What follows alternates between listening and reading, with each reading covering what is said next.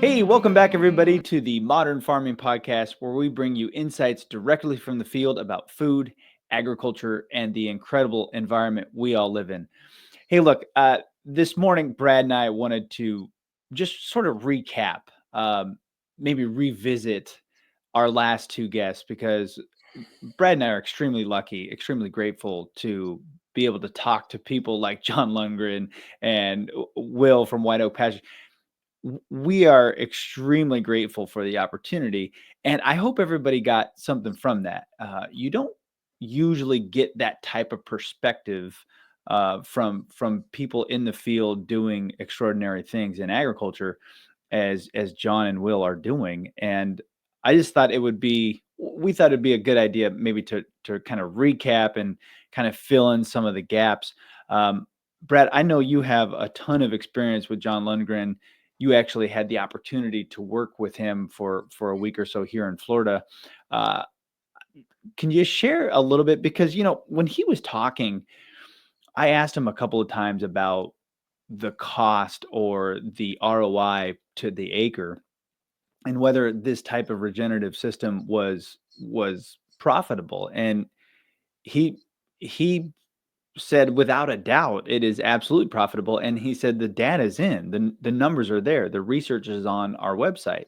So I actually went to the Ecdysis website. There is a bunch of research there, um, and the research that they do, that they have published, they presented, is looks exactly like, or it is, scientific research. It reminded me of going back to college and kind of reading some of those scientific papers. So they're not just doing, throwing a couple of flags in a field and spraying an acre. They're doing scientific research. Yeah. He's doing more than what you and I do. We just go out and pull a few cores and take a tissue sample and call it a day. But yeah, when John contacted me last summer, said he was coming down to do his farm initiative on Florida citrus, and I told him, you better hurry up because there's not much left. So he brought his crew in, and it was amazing. He brings in like a team of about seven, and he has different teams. He just happened to be on this team that came to Florida, which was really nice because we got to spend a week together. But yeah, they go into I think it was 20 or 30 citrus groves that he had lined up ahead of time. Anywhere from most of them are conventional. Then there'll be maybe some organic, and then what he calls regenerative. And so he likes to have a variance. So the crew goes to a grove. They meet. He always wants the farmer there, and we've heard that discussion where it's as much about the farmer, changing the farmer's mindset as once they see some of this data. But yeah, the crew hits the ground running.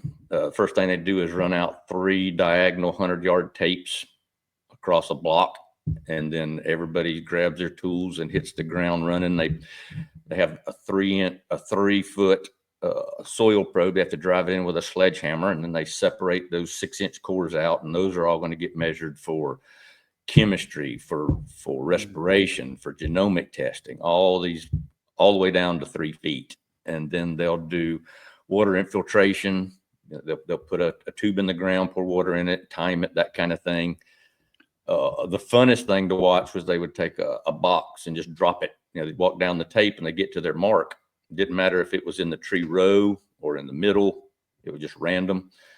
And then 2 of these kids would sit down on their knees for a half an hour looking through for arthropods, bugs, sucking them up with a vacuum tube, and then putting them in alcohol to go back and identify and count and all that.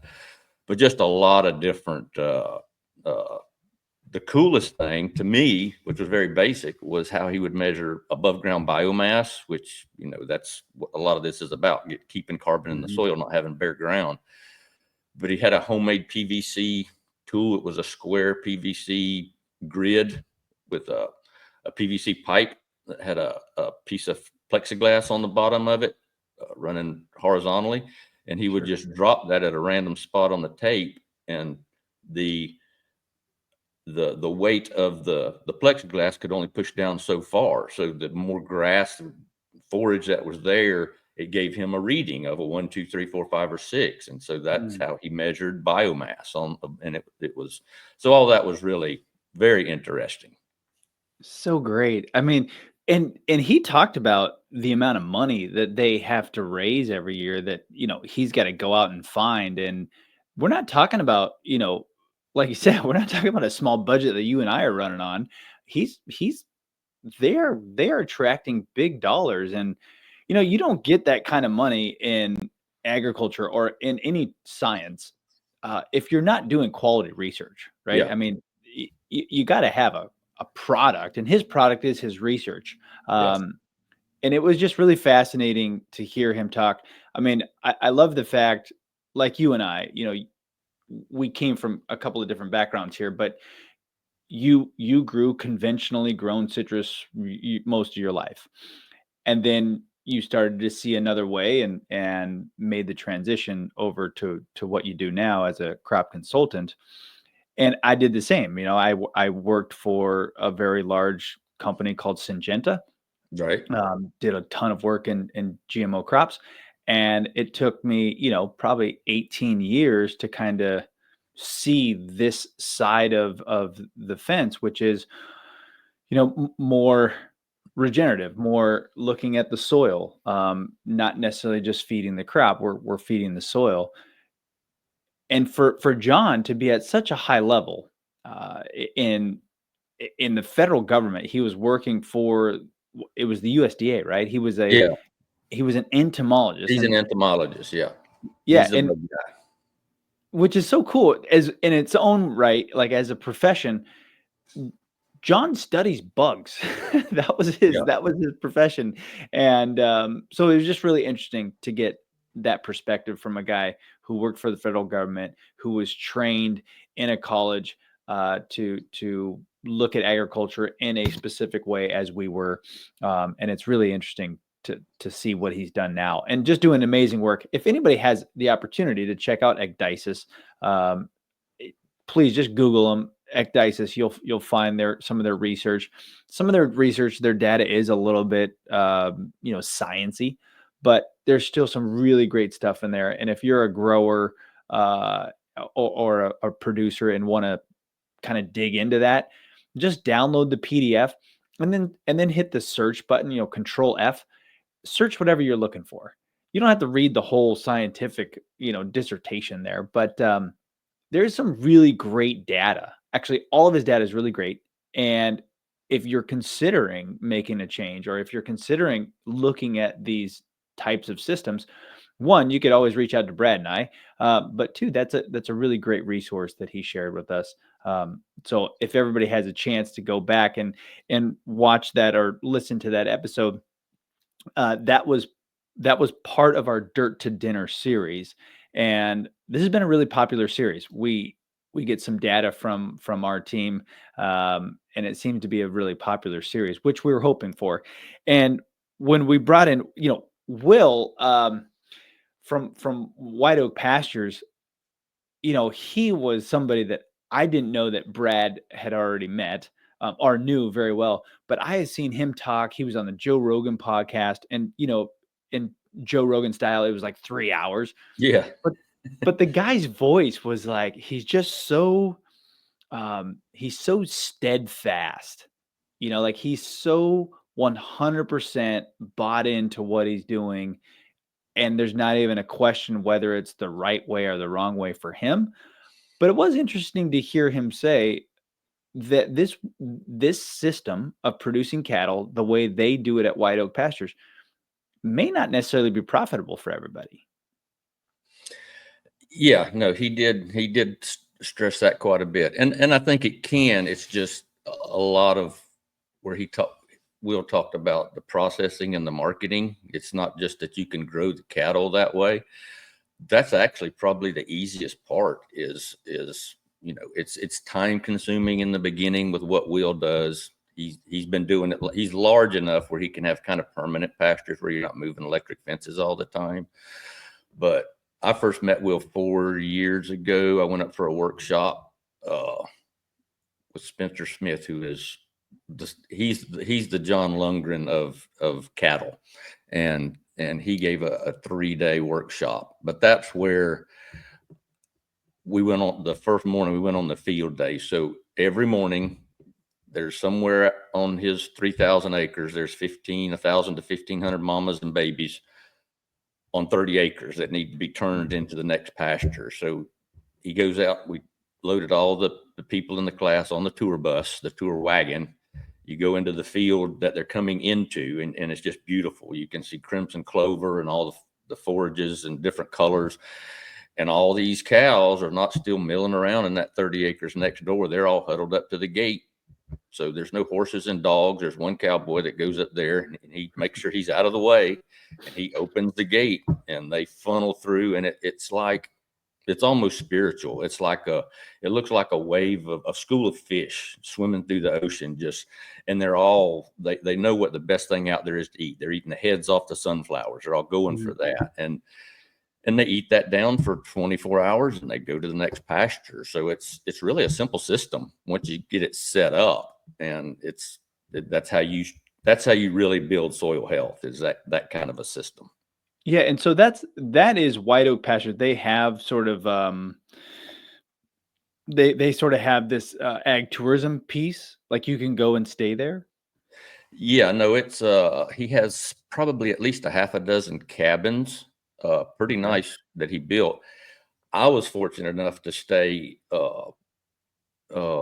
It's in his book, but he talks about the gator pond, and his father had built a little weekend shack on that gator pond, and that's where Will got a lot of his inspiration, just watching nature in that area before he got into this. But I was fortunate that he's kind of turned that into a shabby chic little. That's the high class cabin. Okay. 400 square feet, one bedroom. But I was fortunate enough to stay in that cabin, and it's really cool because when I read his book, and he talks about that cabin, that's where he and his wife, when they first got married, when it was still a shack, that's where they lived before they started having children. And so, but yeah, the restaurant is really cool. People don't go just for the restaurant so much. It's the locals, but the whole experience there to see the town that was a ghost town 15 years ago, where he says the only business that was open was the post office, and it was Wow. days a week.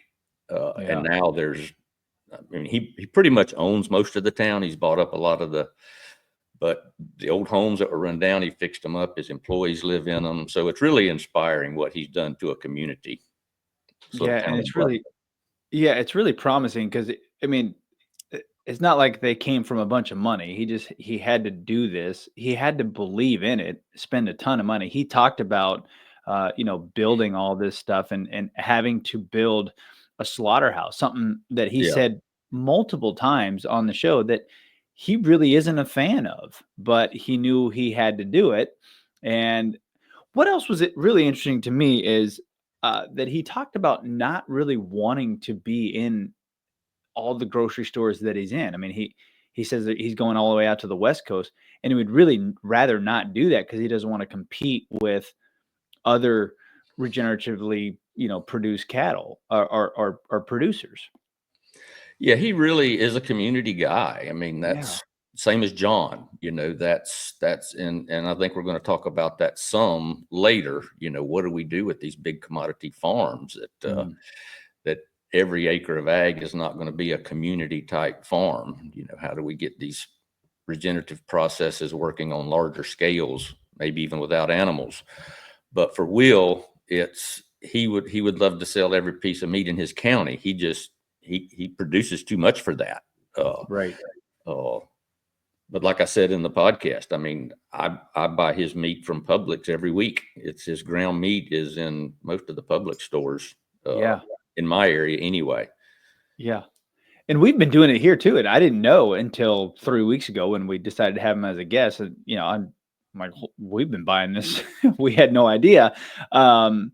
Which I also think is interesting. Like as on my marketing brain, wants everybody like Will and White Oak Pastures to market the heck out of what they're doing.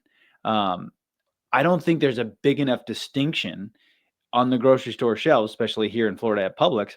I don't think there's a big enough distinction between what they're doing and, your whatever, your Angus, whatever it is, your USDA choice, whatever it be. I don't think there's enough distinction there on the label, which is really interesting to me. I remember working for Syngenta, and we were in Hawaii, and there was a lot of pushback on GMOs in Hawaii at the time. It was early thousands, right? And I remember always thinking to myself, I don't know why Syngenta, Monsanto, and all of us, why don't we just come out and tell the consumer where all of our products are? Because genetically modified corn and soybean stuff, right? High fructose corn syrups, whatever they be, they're in a lot of food, and Yeah. we've been eating that food for a very long time. And there was such a pushback early 2000s. There still is.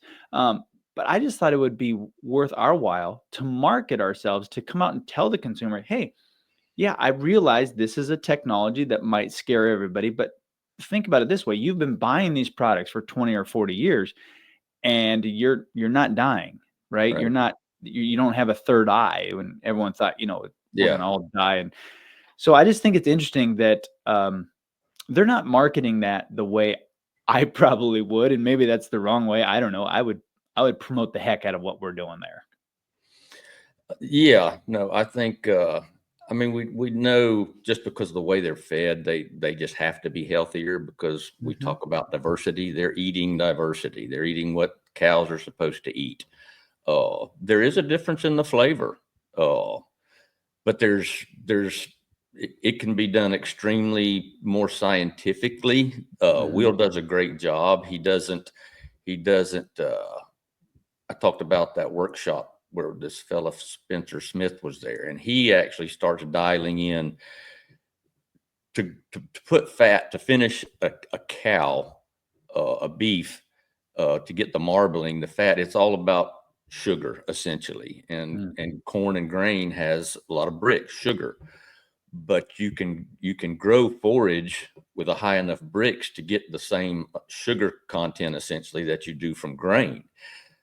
Some of the science even goes into when to feed a certain forage to promote carbohydrates and when to promote fat for ketosis to build fat on an animal. So I have had some grass-fed meat and some from Will that was as good or better than any grain-fed meat I've ever tasted. So it can be done. It does cost more to do that. And that's a lot of the problem is until we fully understand the health benefits and what you're getting from that piece of meat, which I know we're going to be talking about those things in our upcoming series. It's difficult to sell that. I mean, I think when his chickens is almost $30, and Yeah. Will says he doesn't even make money on the chickens. He does it for the health of the land, for the process to get the fowl into the system. Right. So there's a lot of moving parts in that process. Yeah. Just before we move on, I know you have Will's book there. If you could, I know we mentioned it on the episode, but you've talked about this book several times. Just maybe reintroduce it to the listeners here. Yeah, this is a bold return to giving a damn, and I think you can get it on Amazon. You can order it straight from Will on his website. But It's called A Bold Return to return to Giving a giving Damn. a damn. Yeah, one farm, 6 generations, and the future of food. It's very well written and it's entertaining, and there's a little profanity in it. So just get over that. Will says what's on his mind. That's just who he is. But I'm He not a was well big reader. behaved on the episode. He What's didn't that? say he was well behaved on the episode. He Yes. didn't. Yes.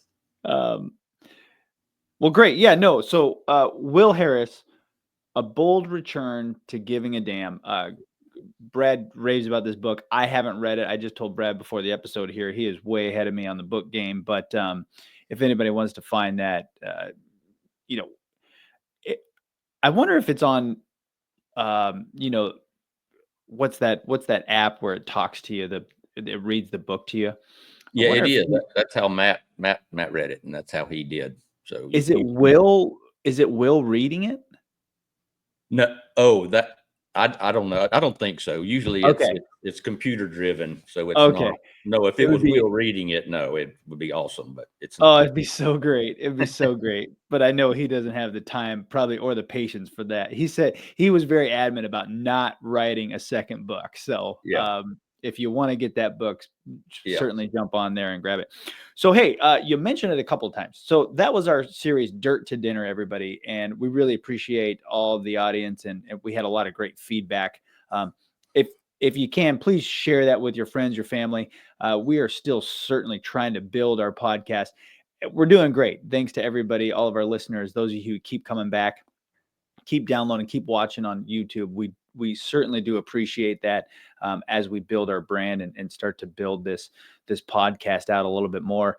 We are making some headway, but please share it with your friends, your family. Those were two very important episodes, two very important individuals that we hope. Well, I don't hope. We're certainly going to have both of them back on. So looking forward to that. So Brad mentioned it. Next week, we're going to start another little series, um, probably a 2 or 3 episode series as well. But early next week, we're going to be talking with David Montgomery and his wife as well. Share a little bit about David's story and what they do. Another really fascinating team there, a husband and wife team. Yeah, David has really dug deep into soil and soil health. I met him at a conference again about 8 years ago. I was in the atrium reading a book on mycorrhizal fungi, and he had presented the day before. We were the only guys down there, and he was grading papers. He's a professor at Washington, and I just walked over to him and introduced myself and told him about what was going on in citrus and what I was doing. And so we connected, we talked for a while. So we've emailed back and forth over the years. But anyway, I asked him if he'd come on, and we'll be happy to. He's written several books, starting with a book called Dirt. That's just what has happened to our soils over the last couple of centuries. And then from there went into the biological fraction, had a book where he just traveled the country and met the Gabe Browns of the world and just started digging into regenerative agriculture. And then the book him and his wife Ann have just finished is one that really digs into nutrition, what is in our food, what isn't in our food, the measurements, phytochemicals, flavonoids. And so I think that's some of the stuff we're really going to dig into when we have the podcast with them next week. Yeah, and I can't stress enough, Brad and I talk about this. This is all we talk about, right? We don't it doesn't always come out in the podcast because it's still a challenging subject to kind of wrap our heads around, and we certainly don't want to get so sciencey that you all stop listening. But really our goal here on the Modern Farming Podcast is to kind of show you the other side of agriculture and what modern farming actually looks like on both sides, whether you're conventional, regenerative, organic, or whatever. Brad and I appreciate all forms of agriculture, and we know for a fact, as Will said, not every cattle producer in America can do what he does. Matter of fact, he's flat out said that a lot of these people, you'd go broke if you tried to do it the way he's doing it. But there are ways for a lot of others to do it on a smaller scale or a different way, to really look at that. But at the end of the day, what we're really looking for is how do we bring this nutrient density or nutrient dense food to the market? And Brad and I's goal here is to try to maybe bring that to everyone's attention of what is really in our food and what is really what goes into producing that piece of steak or that corn or whatever it is we eat, because we think it's really important. And one of the things we think is missing in the American diet is everything Brad just said. So don't get scared. We're not going to get into chemistry or anything like that, but it is really fascinating when you hear someone like David talk. um, you know their knowledge of going beyond exactly, an ear of corn is an ear of corn, but them going into flavonoids, or as Brad talked about earlier, you know, growth hormones in beef and things like that. Those all excite a reaction in our bodies. And I think you'd be fascinated to hear some of these people talk about what they've learned by doing agriculture in the way they do. Yeah, yeah, and when you and I go out into the world to do this, we're thinking about nutrient density, but when we're working with a farmer, we all kind of know and believe that the healthier your crop is, the more resistant it is to pest and disease, and that's really what you and I are shooting for. We're trying to make that crop more healthy, and a lot of that is through soil health, through the soil, but it's to make that farmer more resilient so he can use less pesticides. You and I aren't really thinking about it from the food side. We're trying to help the farmer, but it all pencils out, and it works for everybody. I mean, if that crop is healthier and more resilient, it is producing a higher quality product that in turn is giving a healthier product to the consumer. So it's a win-win, and in these coming episodes, we're really going to dig into what is in there. Yeah, perfect segue to your friend Dan Kittredge. Brad brought up a good point. What we do out in the field is we have a very difficult balance between the grower who needs to be profitable and the soil that doesn't care about the capitalist system. Soil microbes don't understand stock options and P&Ls, right? They don't understand a bushel. They just these organisms are going to work. So Brad and I have to find a delicate balance there. Dan Kittredge, who I've never met, but who every time I hear speak is like, man, again, just like Will, I could listen to Dan just talk forever. Just an incredibly intelligent individual. He's created like a what do you call it? A bionutrient kind of meter is what you called it. Right. Yeah, there's some technology. Dan, I think, was an organic grower up in the Northeast, and he, maybe in 2008, he started trying to figure out, okay, how can we measure nutrient density or the quality of our food? So he dove in really deep, trying to come up with a machine, a handheld device that you could shoot a beam of light into a food, and it give you say a reading from 0 to 30.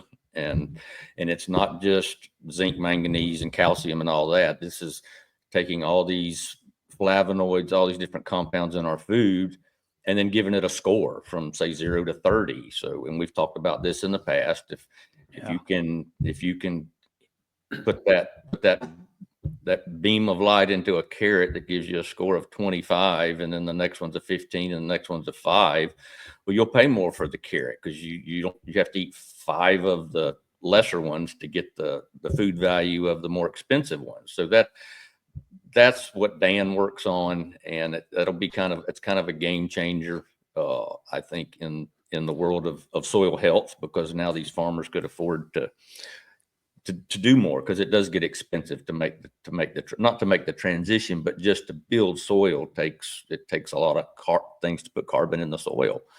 Yeah. So that's Dan, and it's the Bionutrient Institute is what he has founded. Yeah. Okay. The Bionutrient Food Association. Yes.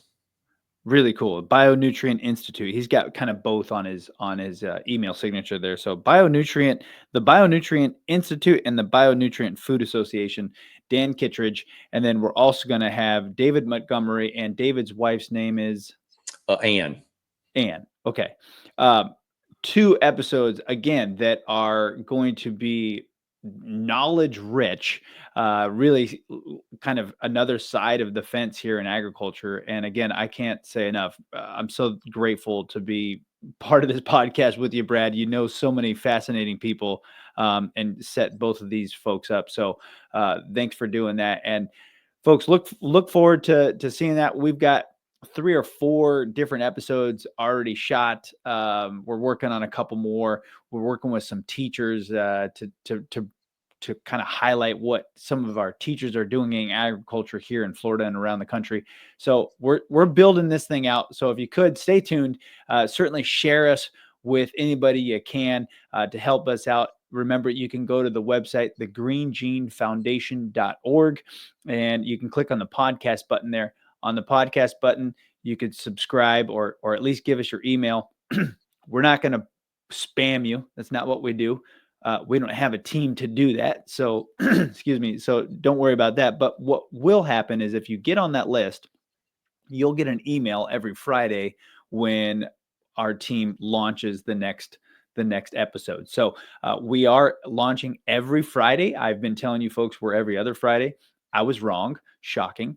We are launching every Friday. And so look forward to this episode and more in the next several weeks. We've got several really great guests. So thanks, Brad. And we'll see you here very shortly. Take care.